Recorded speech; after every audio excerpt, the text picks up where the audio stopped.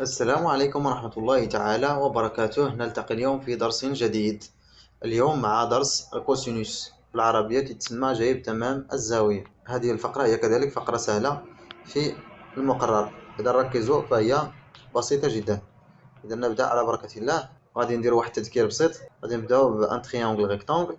عندي ثلاثة ديال الأضلاع. الضلع الأول هذا كما شفنا في الفقرة اللي فاتت، هذا تيتسمى ليبوتينوس، بالعربية تيتسمى وتر. شنو هو ليبوتينوس؟ هو لو كوتي اوبوزي دو لونغل دغوا، هو اللي تيكون دائما متقابل مع الزاوية القائمة، دائما تيشوف فيها، ما تيكونش حداه. هذا حداه، هذا حداه، هذا تيشوف فيها، تيتسمى ليبوتينوس. وهو كذلك هو لوبوزي دو لونغل دغوا، وتيكون عاوتاني هو اللي تيكون أطول ضلع في المثلث.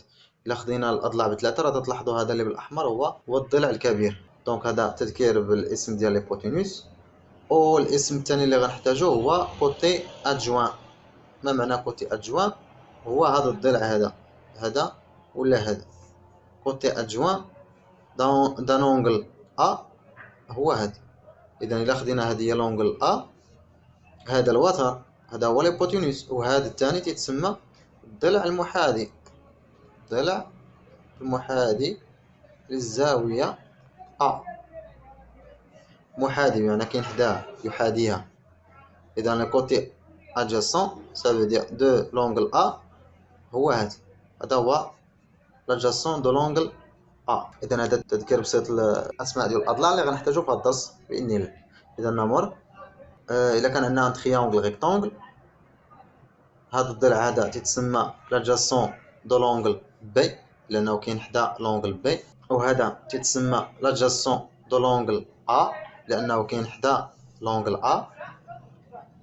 وهذا الثالث هذا الكبير تيتسمى ليبوتينوس، هذه هي لونغل بي، هذا لادجاسون دو لونغل بي، وهذا لادجاسون دو لونغل ا، وهذا هو اطول ضلع هو ليبوتينوس. اذا قبل ما نشوفوا الكوسينوس غادي نشوفوا هو الاول واحد العلاقه بسيطه. اذا غنحاول نجاوب على هذا السؤال. قلنا ان تريونغل ريكتونغل، السؤال هو مونطري كو او بي سور او ا ايكال او ان سور او ام. هذه غنحتاجوها واحد شويه دابا، غنحتاجوها. دونك كيفاش غادي نمونطريو هذه؟ غادي نطبقوا مباشره مبرهنات الطالس اللي سبق لكم شفتوها. الا كان عندنا ان تريونغل وعندنا دو دغوات باراليل، غتنديروا هاد الضلع على هذا مقسوم على هذا على هذا مقسوم تساوي هذا على هذا، وهكا نحصلوا على المتساويه. دونك نطبقوها، هي او ان على او في تتساوي او ام على او ا. وغادي نشونجيو هذه مع هذه وغتعطينا مباشرة هذه المتساوية، وهكا نكونوا جاوبنا على السؤال. إذا الهدف ديالنا حنا ماشي نجاوبوا على السؤال، وإنما نستعملوا هذه المتساوية. هذه اش تقول لنا؟ أن أو بي إلا قسمتها على أو أ غتساوي لي نفس المسافة إلا قسمت أو أن على أو أم. بمعنى قسمنا هذا الضلع الصغير قسمنا على هذا الصغير تعطيني نفس الشيء إلا قسمت هذا اللي كبير على هذا اللي كبير. ونفس الشيء إلا خديت هنا شي واحد صغير، مثلا هنا إيكغيك وهنا إكس، وخديت مثلا شي واحد آخر هنا إي، هنا جي، هنا إي، فهاد المسافة أو إكس قسمتها على أو إيكغيك غتعطيني نفس الشيء إلا قسمت أو إي على أو جي. ودائما تيبقى عندي نفس المتساوية بشرط يكون هذا مثلث قائم الزاوية. دونك هاد الثابتة دائما تتبقى ثابتة. دونك هادو غيبقاو عندنا متساويين كما بغا يكونوا لي بوين. او اي مقسومه على او جي راه غتساوي لي او اكس مقسومه على او كريك، وتتساوي اي نقطه خديتها هنا مع هذيك اللي غتكمل لي مثلث قائم الزاويه. قسم هذه على هذه غتعطيني دائما نفس الثابت. هاد الثابت ملي تيبقى عندنا دائما ما تيتغيرش، دونك هو مرتبطش بالاضلاع، مرتبط بهاد الزاويه اللي كاينه هنا. دونك واش غنديرو حنا؟ غادي نسميوه واحد الرمز اللي هو الكوسينوس، وغادي نرمزو ليه ب سي او اس، وغادي نسميوه بالعربي تنقراوه بالفرنسيه كوسينوس. وغادي نربطوه بالزاويه ا او بي لانه ما مرتبطش بالاضلاع، الاضلاع كبار ولا صغار ودائما تيبقى نفس الثابت. دونك هو مرتبط بهذه الزاويه، داكشي علاش تنقولوا كوسينوس الزاويه ا او بي. اذا هاد لاكتيفيتي الهدف ديالو هو غير تفهموا فقط اش تنقصدوا بالكوسينوس. دونك هادشي اللي كنا تنديرو هنا هو تنقصدوا به الكوسينوس. مثلا باش تفهموا اكثر غادي نشوفوا التعريف باش تفهموا مزيان. Donc la définition de cosinus, si on a un triangle rectangle, دائما تنهضروا عن triangle rectangle. إلا ما كانش rectangle هادشي اللي تنقراو دابا راه غلط. Donc un triangle rectangle. Cosinus de l'angle aigu, دير واحد l'angle aigu, est égal à la quotient de longueur de côté adjacent par la longueur de l'hypoténuse. إلا كان عندي un triangle rectangle فالكوسينوس تساوي ليا القسمة ديال طول الضلع المحاذي على طول الوتر. باش تفهموا أكثر نديرو مثلث. إذا شنو هو الكوسينوس ديال الزاوية بي؟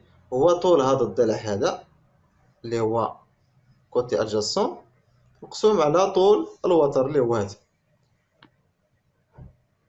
إذا بي سي est l'hypoténuse du triangle, BA est le côté adjacent, donc غادي نكتبو الكوسينوس ديال الزاوية B هو الكوتي adjacent ديال B مقسوم على الوتر اللي هو الهيبوتينوس. صافي هذا هو الكوسينوس. هادشي هو اللي بغينا حنا من هاد الفقرة كامل، هاد العلاقة هادي. تما قال لك حسب ليا كوسينوس ديال الزاوية B. اش غدير؟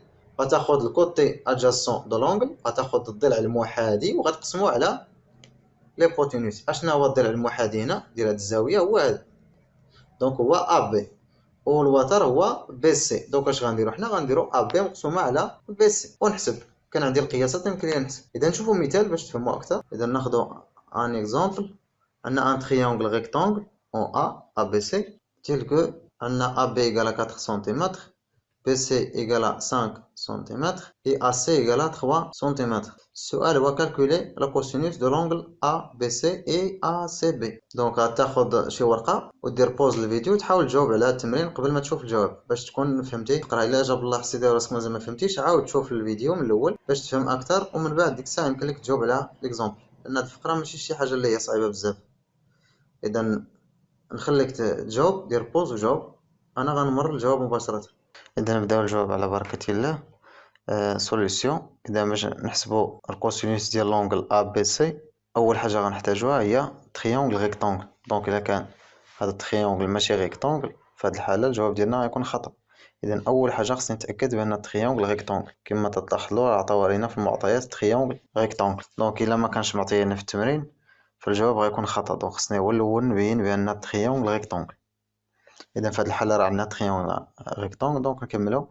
دونك كوسينوس ديال الزاوية أ بي سي إيكال، دونك باش نحسبو الكوسينوس ديال هاد الزاوية هادي غادي نحتاجو كوتي أدجاسون و ليبوتينوس.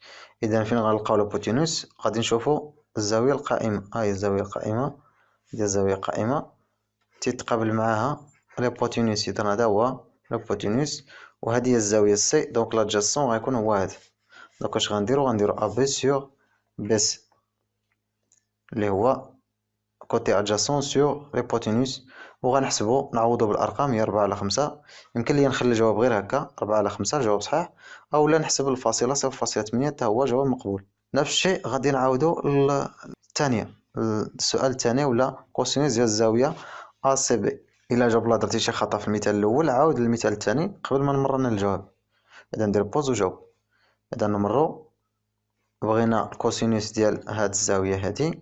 دونك اش غنديرو؟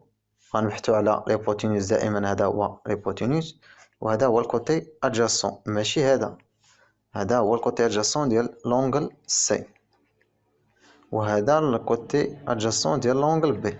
دونك حنا بغينا هذا. دونك هو ا سي سور بي سي. اذا النمر هو ا سي سور بي سي ونعوضوه هي 3 على 5 ونحسبوها غتعطينا 0.6. وهكا نكونو جاوبنا على بروميي اكزومبل.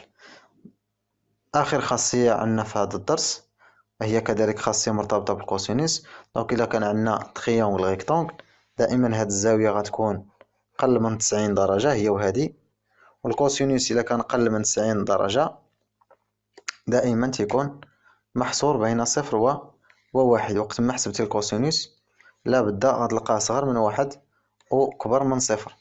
إلا لقيتيه فات 1 ولا صغر من 0 في هذه الحالة عرف بأن الجواب اللي لقيتيه هنا راه خطأ، وغالبا غتكون قلبتي البسط مع المقام.